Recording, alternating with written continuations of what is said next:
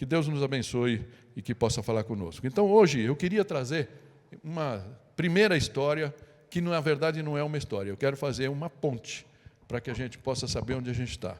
E que Deus nos abençoe. E o texto que eu queria trazer está em Mateus 13, que é a parábola do semeador, o preparo dos diferentes solos. Amém? Eu queria ler aqui, a partir do versículo 3. Então, só para dar um encausamento nessa parábola, Jesus estava mais uma vez ali na borda do Mar da Galileia e começou a juntar gente. E aí o que ele fez? Mais uma vez ele foi e sentou num barco, e dali de dentro do barco ele deu várias parábolas. Ele começou a falar em parábolas, que os discípulos não entenderam. Por quê? A gente não vai ver isso, porque não precisamos disso hoje. Mas e aí ele conta essa parábola, a partir do versículo 3, do capítulo 13 de Mateus. Marcos e Lucas também contam essa parábola, mas eu queria que a gente seguisse aqui o texto de Mateus. Amém? Diz assim, a partir do versículo 3. Então lhes falou muitas coisas por parábolas, dizendo: o semeador saiu a semear. Enquanto lançava a semente, parte dela caiu à beira do caminho, e as aves vieram e a comeram. Parte dela caiu em terreno pedregoso, onde não havia muita terra, e logo brotou, porque a terra não era profunda. Mas quando saiu o sol, as plantas se queimaram e secaram, porque não tinham raiz. Outra parte caiu entre os espinhos, que cresceram e sufocaram as plantas. Outra ainda caiu em boa terra, deu boa colheita a 100, 60 e 30 por um. Aquele que tem ouvidos para ouvir, ouça. Amém? Vamos fazer mais uma oração? Pai Santo, eu quero te louvar e te agradecer por essa oportunidade de abrir a Tua palavra, Senhor, e compartilhar com os meus irmãos. Então, Pai, fala conosco nas entrelinhas, fala conosco através dos ensinamentos de Jesus, porque Ele é o maior e melhor exemplo que nós podemos ter. Ele foi o melhor professor que já existiu nessa terra. Tanto é que nós seguimos até hoje, Pai, todos os seus ensinamentos. Mas Ele fez muito mais que isso, Senhor. Ele deu a sua vida por nós. E por isso, nós devemos honrá-lo, tentando entender os ensinamentos dele e aplicar na nossa vida.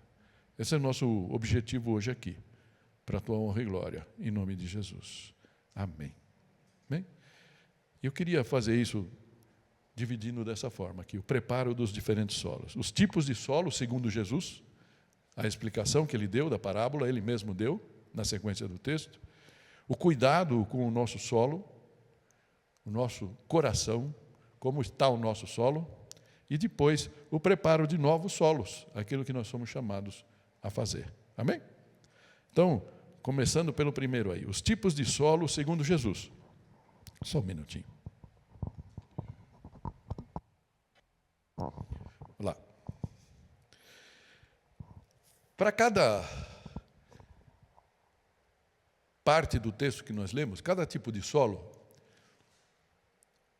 o texto vai dizer para a gente que os discípulos, primeiramente, eles questionaram Jesus, mas por que você começou, de repente, a falar em parábolas, né? Essas historinhas que Jesus contava, que não eram histórias reais, mas eram histórias que Jesus elaborava na cabeça dele para tornar mais didático ou, de alguma forma, pela palavra de Jesus, ele fala, para aquele que está passando de ligeiro, que não está muito afim, sabe? Aquele que quer a papa pronta, não está disposto a esperar a comida chegar no ponto, conhece isso? Fala, vai passar de largo, não vai entender nada. Então, esse foi o objetivo de Jesus. Então, como nós já sabemos disso, vale a pena a gente tentar mergulhar um pouquinho, para poder nos nutrirmos com aquilo que Jesus tentou de deixar. Mas é interessante que depois, nessa parábola pelo menos, a gente tem a coisa já um pouquinho feita, a lição feita, porque logo na sequência, Marcos fala que ele chegou para os discípulos e falou, se vocês não entenderam essa parábola, que é uma parábola-chave, como é que vocês vão entender as outras? Então nós temos esse privilégio de ter a resposta que Jesus mesmo deu. E eu queria que a gente, então, visse essa, junto com Jesus, para que a gente possa também entender os diferentes tipos de solo. Então, ele fala lá, né, que enquanto lançava, versículo 4 ali, enquanto lançava a semente, parte dela caiu à beira do caminho.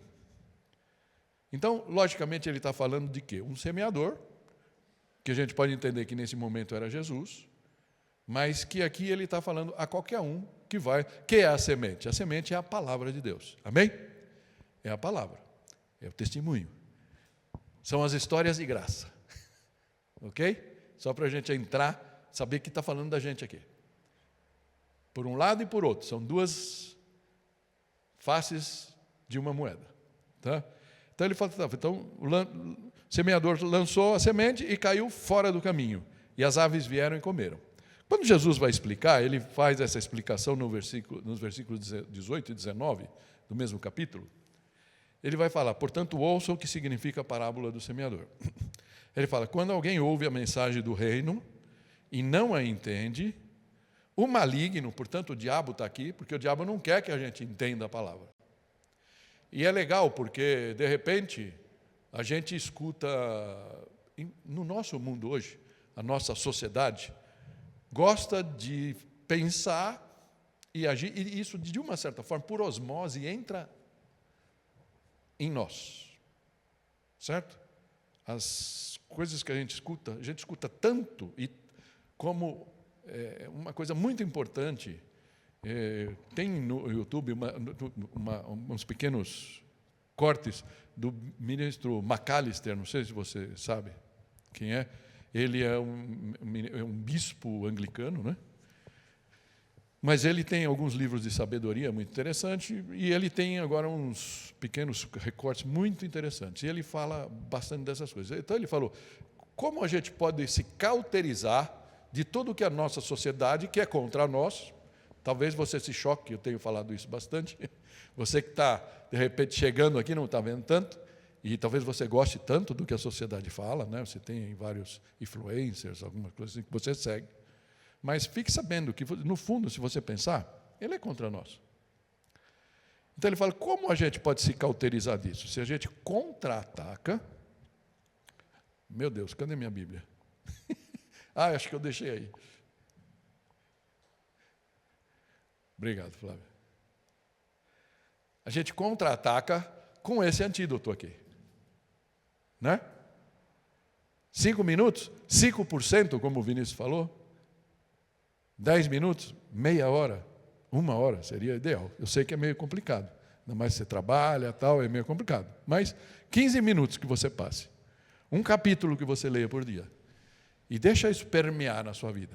Ainda que para você seja loucura, porque você está tão longe dessa realidade aqui, porque algumas coisas é assim, a gente vai sendo permeado pelo que a mídia diz, por exemplo, o que as novelas dizem, as séries, né, que... Já percebeu que as séries são como as novelas? A gente algumas vezes critica as novelas porque as novelas tentam fazer nossa cabeça.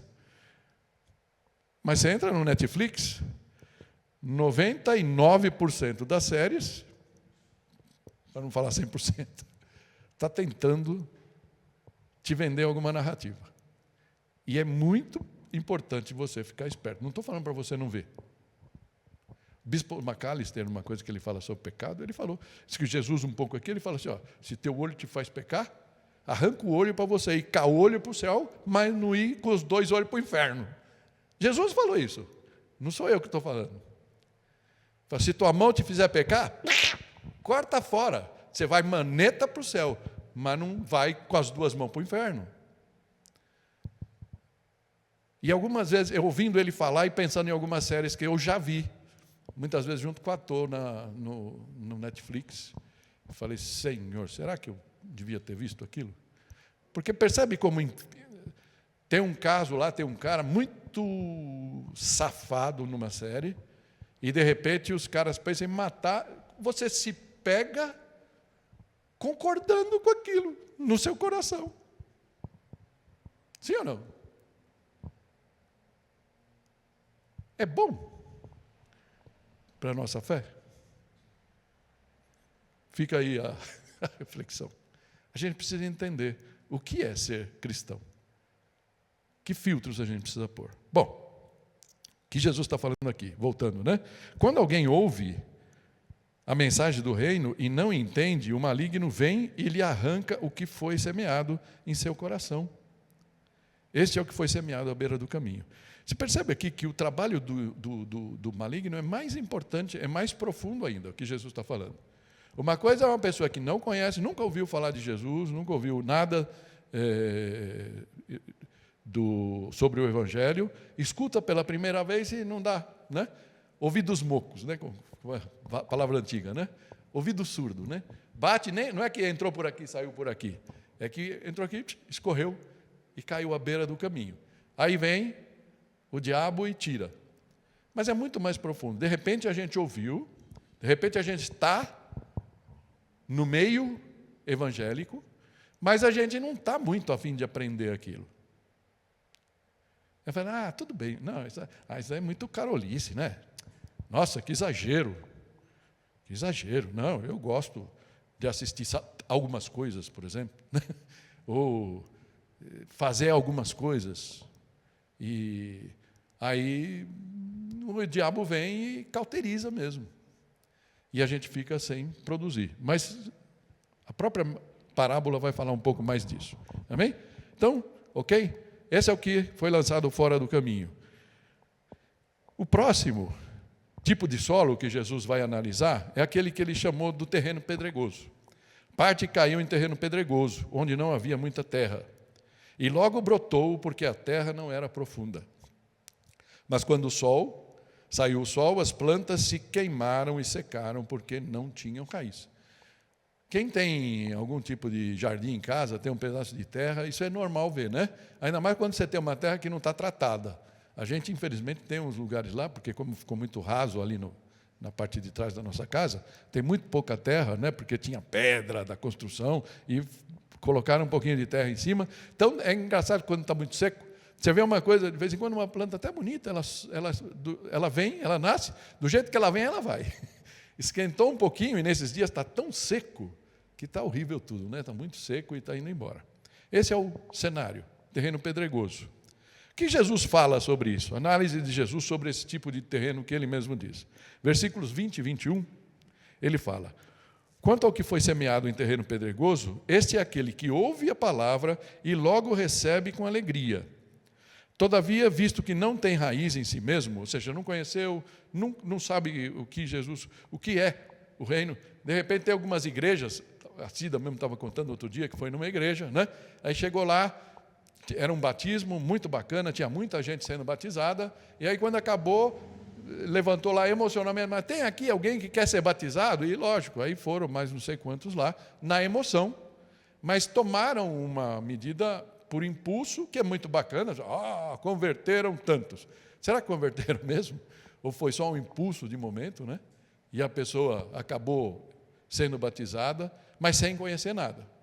E é mais ou menos isso. Aí, de repente, não tem um segmento, vem o sol de uma dificuldade, vem um tipo de opressão alguma, né? E a pessoa desaparece, queima, fica sem dar fruto.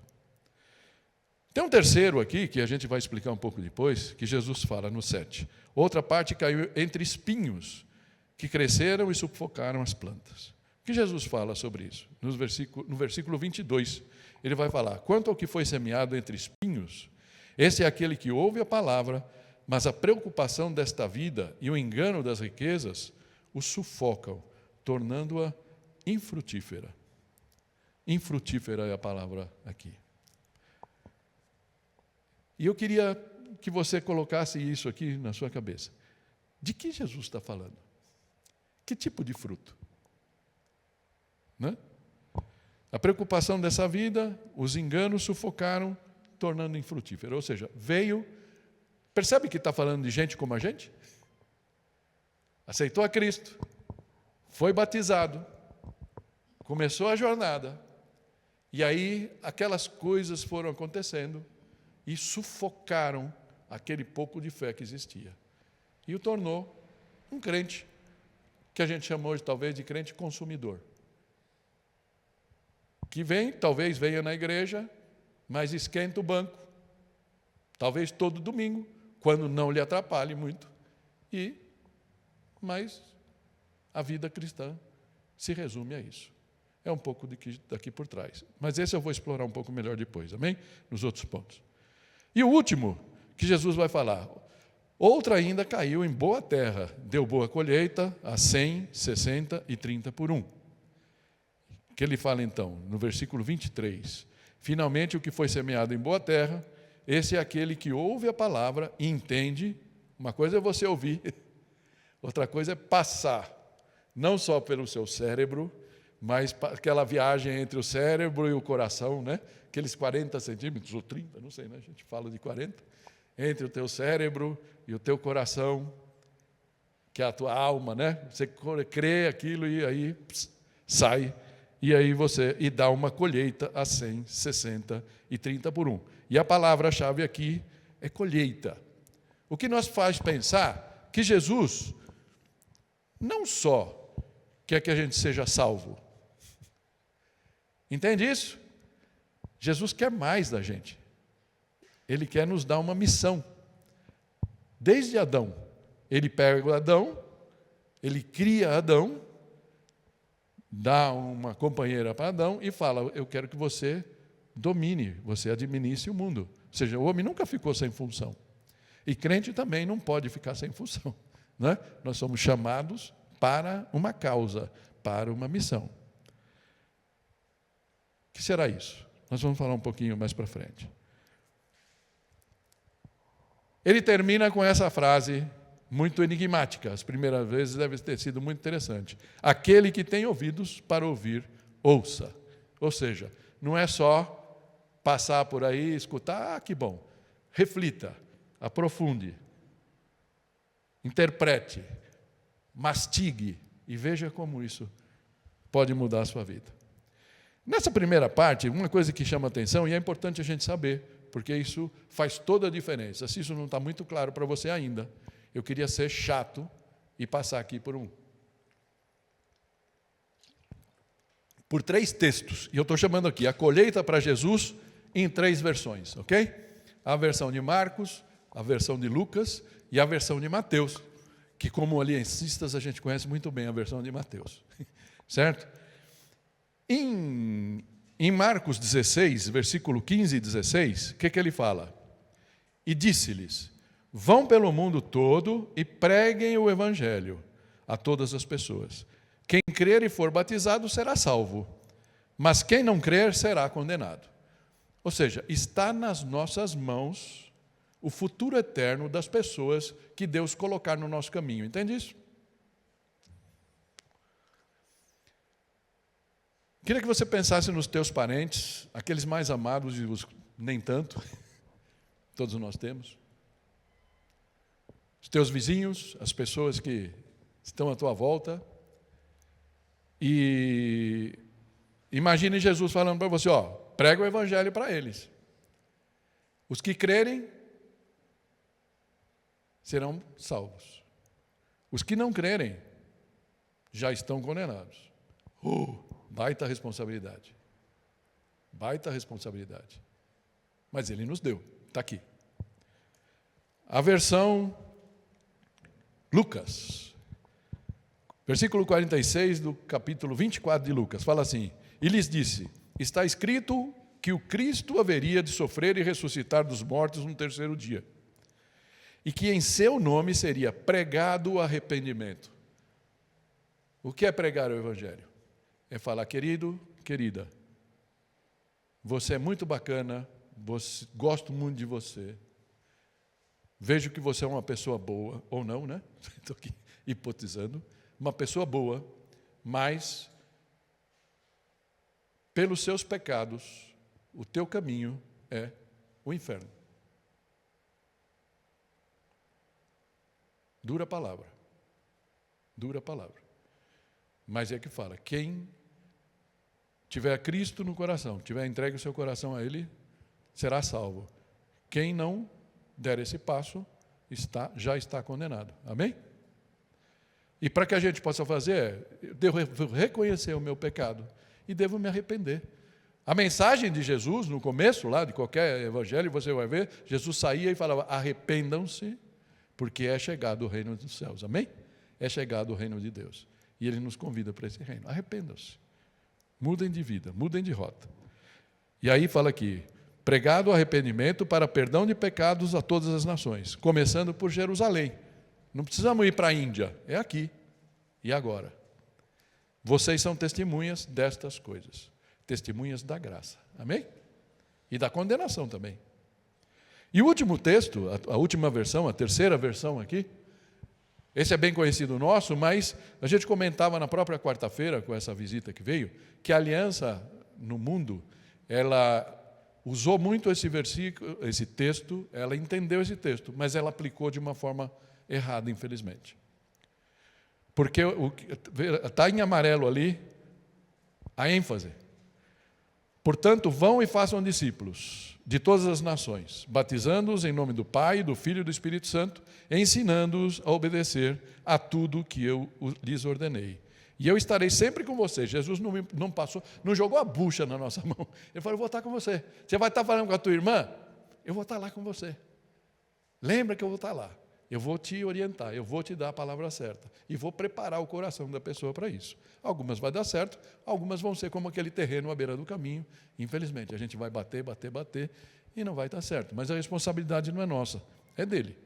Mas eu queria te chamar a atenção, qual é o versículo, qual é o termo ali que a aliança destacou do texto? O vão. Vão.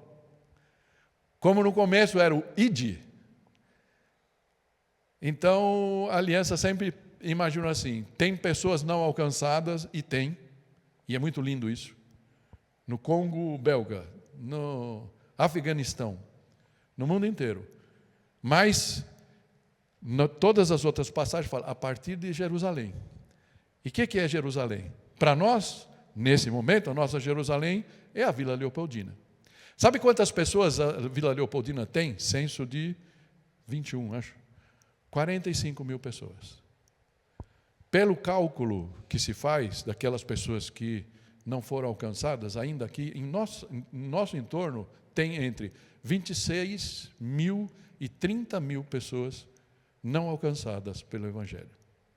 A gente fez uma prospecção das igrejas aqui na nossa volta e a gente passou um corte aqui, da avenida da Imperatriz Leopoldina até a rua Schilling,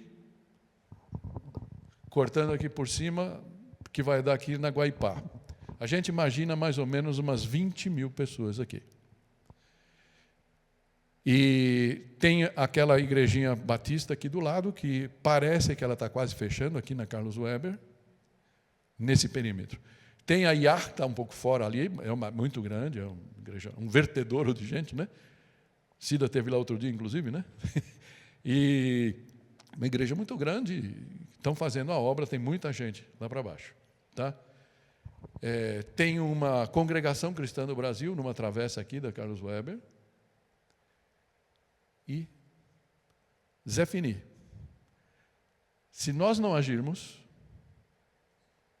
essas pessoas estão sozinhas. E a nossa meta é falar, vamos começar pequeno? Vamos. Predinho aqui, está aqui a Maria, né, Maria? Predinho aqui que mora o Rubens. Certo? E quem sabe o senhor está nos dando uma orientação para a gente começar aqui. O que a gente pode fazer de ações para ganhar aqui? Os dois, na verdade, os dois conjuntos. As pessoas lá. Deus colocou no meu coração uma vez, tem muitos idosos, assim como a dona Laura e o seu Roque, que moravam lá. Existe alguma coisa que a gente pode fazer? Desde a pandemia a gente pensa nisso. Outro dia, conversando com o Rubens, ele mesmo ficou com isso na cabeça, eu tinha falado com ele uma vez. Quem sabe o que Deus quer fazer? Essas coisas que Deus nos dá para fazer. Amém? Então, isso é a perspectiva de Jesus sobre a parábola e sobre os diferentes tipos de solo. Eu queria, nesse segundo aqui, falar o cuidado com o nosso solo, o nosso coração. E eu estou colocando ali um subitem, os impedidores da colheita.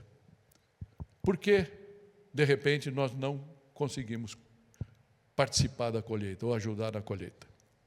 E eu queria voltar, portanto, num tipo de solo, que é o terceiro, aquele entre espinhos, que Jesus falou ali, né? Esse é aquele que ouve a palavra, mas a preocupação dessa vida, primeiramente, e o engano das riquezas, esses dois, o sufocam.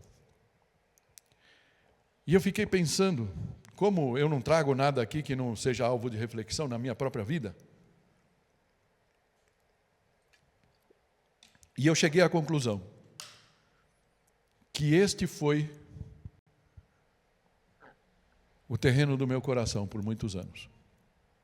Talvez por décadas.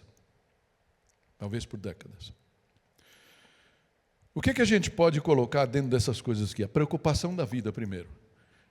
E eu não vou falar de novo do tempo de Covid, eu quero falar de coisas mais profundas. Saúde, finanças, política. Tem um livro do Jerry Bridges, inclusive eu ia trazer, ficou na minha mochila, está lá em cima, não vou buscar, mas é um livro muito bacaninha, custou barato. Escutei do McAllister falando desse livro agora, mas interessante que eu comprei esse livro há muito tempo, e era muito legal, porque eu comprei por um outro que a gente seguiu aqui na série, né? na célula, que é do mesmo autor, e eu comprei. Quando você entra lá para comprar um livro na internet, aparece sugestão de outros livros do autor, e eu comprei. É um livro muito bacana, que ele fala de pecados intocados, aqueles pecados que a gente fala muito, lógico, todo crente fala do aborto, né? A gente pode falar de homossexualismo, a gente pode falar de muitas coisas assim, mas existem algumas coisas que como ficaram aceitáveis, pecados aceitáveis, eu acho que seria um nome correto, pecados aceitáveis, que eu e você, com certeza, se não estamos cometendo, já cometemos. Eu podia citar vários aqui, alguns, todos eles interessantes, bons, mas depende de como isso permeia a nossa vida. Saúde, óbvio, finanças. Preciso primeiro me acertar, preciso ganhar dinheiro. Quantas vezes eu fui falar com queridos irmãos ao longo desses 12 anos que eu sou pastor de vocês, né? E a pessoa fala, não, quando eu me aposentar, quando eu fechar o meu negócio, quando eu... qualquer coisa. Meu sogro falava, por si las moscas. Quando eu, alguma coisa, agora eu não posso. Na verdade, o que eu estou falando? Agora eu não quero. Agora eu tenho outros interesses. E política é a mesma coisa, né? Falta de confiança, mostra o que é isso? Falta de confiança em Deus, que Deus está no controle. E eu já me senti assim, por exemplo, com a política. Mas isso me levou para outro momento. Teve um momento, e eu já, como eu estou muito velho, e eu não tenho muito problema de falar das minhas falhas, espero que isso não seja um exemplo para você ver, eu espero que seja um exemplo para você perceber que existe um humano aqui, um pecador ainda, infelizmente, e que você pode se mirar no exemplo. Então, há esperança para mim também, né? Esse é o objetivo, tá?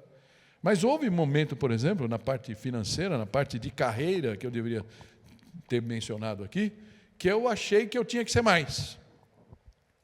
E eu fiz de tudo para chegar lá. E Deus me deu. Poucos anos depois, a empresa que eu fui faliu.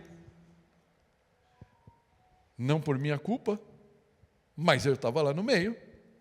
E eu arquei com as consequências, algumas até hoje, questão de processos e tudo mais, né? E aí o que acontece? Será que naquele momento que eu estava lutando para ser o que eu achei que eu deveria ser, que eu tinha o direito de ser, eu me dediquei realmente à palavra? Eu estava sensível a cada pessoa que precisava ser alcançada, no escritório, por exemplo? Talvez isso que eu estou falando coubesse mais no segundo, engano da vida. E eu poderia...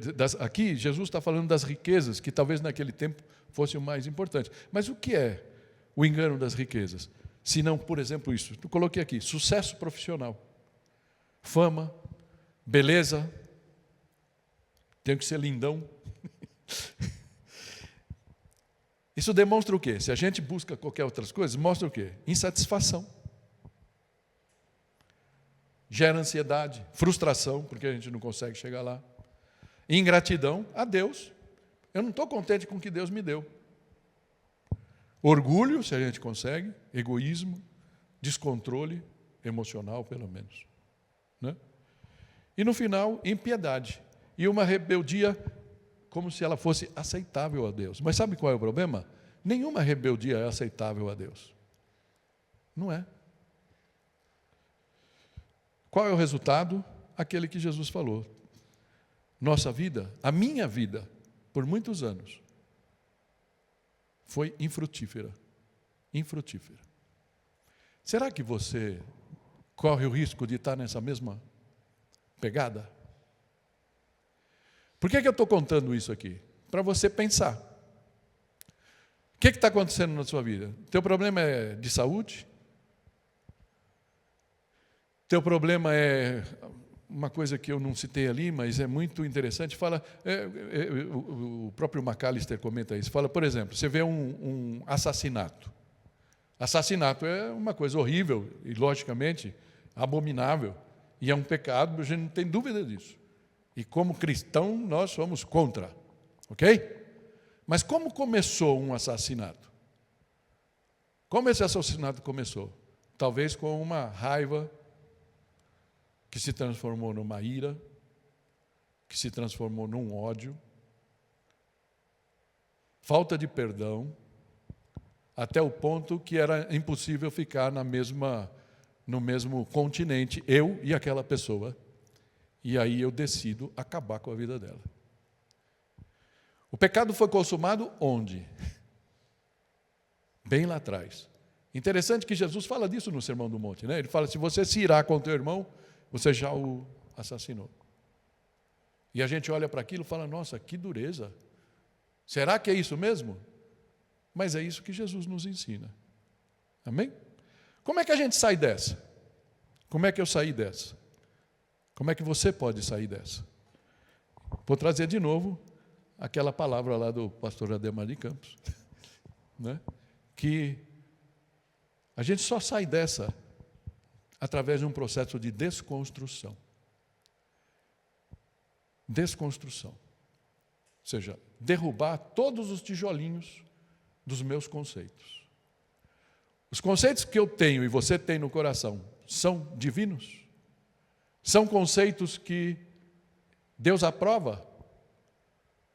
Ou são conceitos da sua experiência de vida e que de repente não são exatamente o que Deus aprovaria? Mas a gente teima, né? Não gosto daquela pessoa. Não gosto de gente que fala... Teve um tempo, tinha um companheiro de trabalho nosso que era meio traíra, e ele não gostava de... Tudo que a gente ia comer, ele... não, isso aqui não. A gente comia que nem um troglodita, né? Todo mundo ali, pelo menos a companheirada, ele ia comer... Né? Comia um pedacinho da carne... Né? Ele falava, não confie em ninguém que não come direito. Será que era de Deus esse pensamento? Não era, né? Pode ser sabedoria de vida, pode ser um monte de coisa, mas estamos colocando para dentro coisas que Deus pode olhar para a gente. Esse é um dos pecados que você acha que eu aceito, mas eu não aceito, porque eu sou puro e quero que você tenha pureza de coração. Amém? Processo de desconstrução. Ouvi essa palavra, John Orwin, eu não consegui encontrar o nome dele direito. Ele foi um dos pais do puritanismo, né? Foi capelão, foi presidente da Universidade de Oxford, né? Na Inglaterra, tudo. E ele usava essa frase que eu achei muito importante.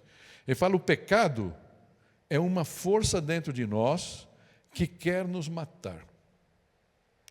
A gente pensa que o diabo é nosso amiguinho. Sabe aquele pecadinho gostosinho?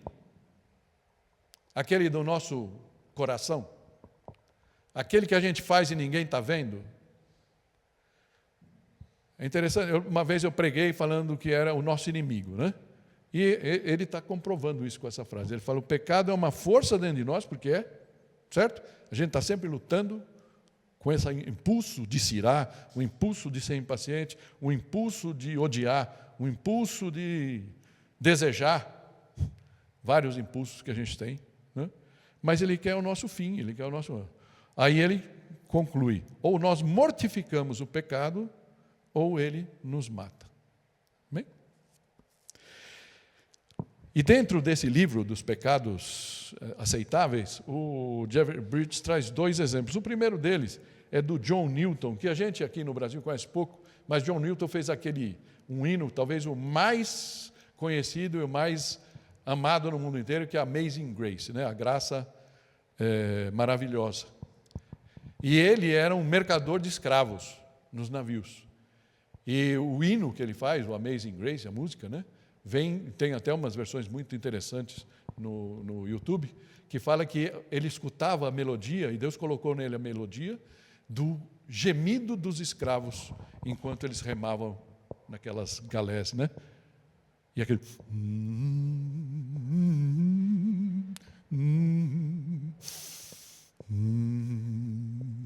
E daí veio a melodia da música Amazing Grace. E ele fala que Deus o salvou, o resgatou, mas aquelas coisas do passado dele nunca ele conseguiu tirar do coração. E aí essa frase, uma das frases célebres dele é essa: ele fala: minha memória praticamente se foi. Estou ficando velho, né? Entretanto, me lembro de 2 coisas: que sou um grande pecador e que Cristo é um grande Salvador. Amém? Isso é realidade para mim e para você. Interessante que Paulo, o apóstolo Paulo, que também não foi flor que se cheire, Atos, no começo, fala dele consentindo com a morte, o apedrejamento de Estevão. E aí, depois que ele aceita Cristo. Versículo, aí, 1 Timóteo 1, 3 versículos, do 12 ao 15, fala assim: dou graças a Cristo Jesus, nosso Senhor, que me deu forças e me considerou fiel, designando-me para o ministério. A mim, que anteriormente fui blasfemo, perseguidor e insolente, mas alcancei misericórdia, porque eu fiz por ignorância e na minha incredulidade. Contudo, a graça do nosso Senhor transbordou sobre mim, juntamente com a fé e o amor que estão em Cristo Jesus. Esta afirmação é fiel e digna de aceitação. Cristo Jesus veio ao mundo para salvar os pecadores, dos quais eu sou o pior. Amém? Apóstolo Paulo, escritor de boa parte do Novo Testamento, ele foi indo, inclusive, fala que ele foi em uma descida. Ele fala que ele era o pior dos pecadores. Ele fala que ele foi o menor dos apóstolos, mas aí a ficha foi caindo. E ele chega nessa conclusão no final, que ele foi o pior dos pecadores.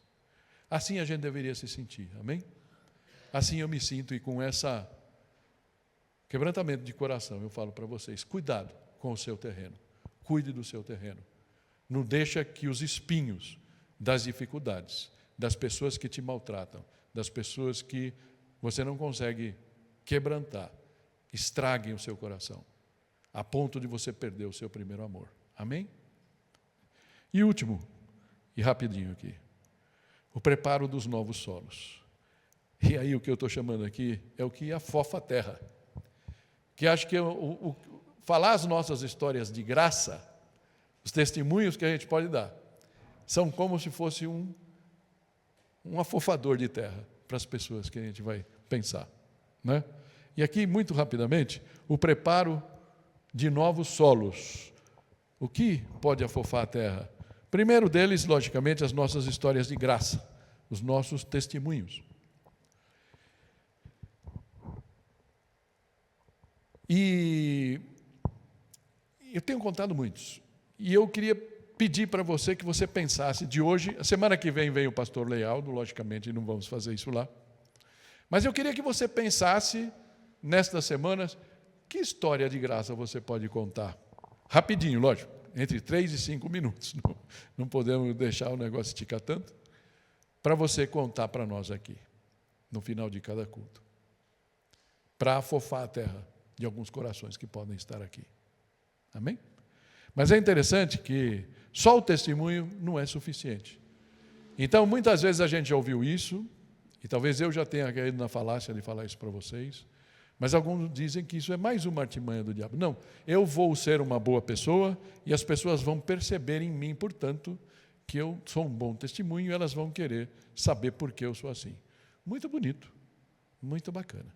Mas se a gente não falar por que nós somos assim, não vai resolver nada.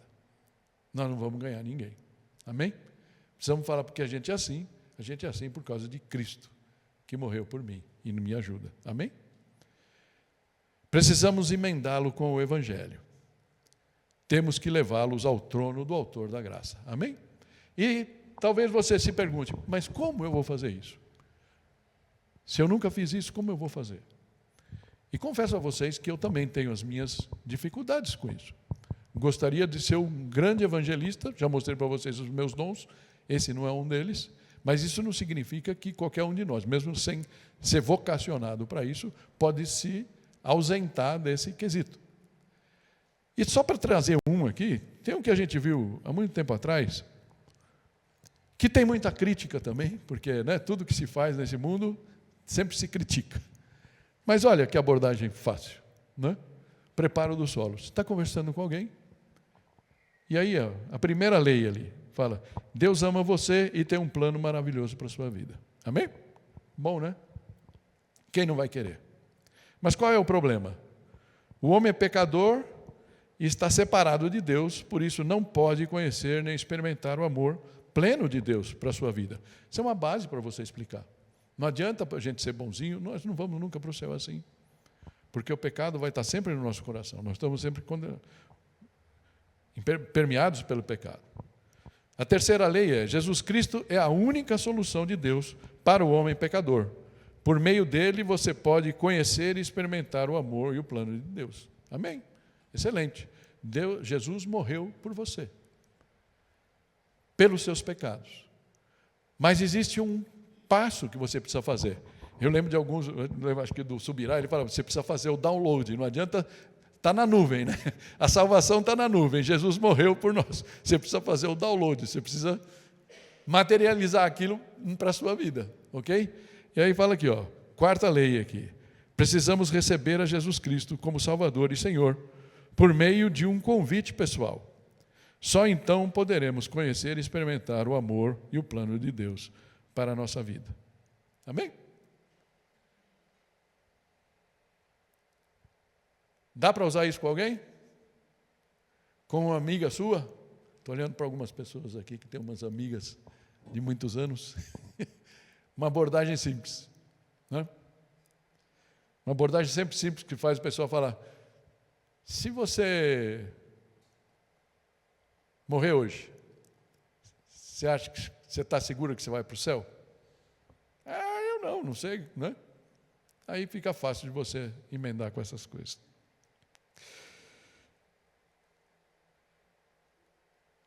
Romanos 10, 13, a gente falou disso há pouco tempo, fala assim, todo aquele que invocar o nome do Senhor será salvo. Como, pois, invocarão aqueles em quem não creram? E como crerão naquele de quem não ouviram falar? E como ouvirão se não houver quem pregue? E como pregarão se não forem enviados? A gente gosta, mais uma vez, de olhar para esse texto aqui e ver os missionários ir no campo, Imaginar a gente aqui orando pelo Danilo e mandando ele para Portugal, Orando pela Patrícia, que já fizemos aqui, certo? E mandando ela de volta lá para a África. Que bacana, eles foram enviados. Mas eu falo para vocês assim, fica de pé que eu quero orar por vocês. Fica de pé, vamos acabar.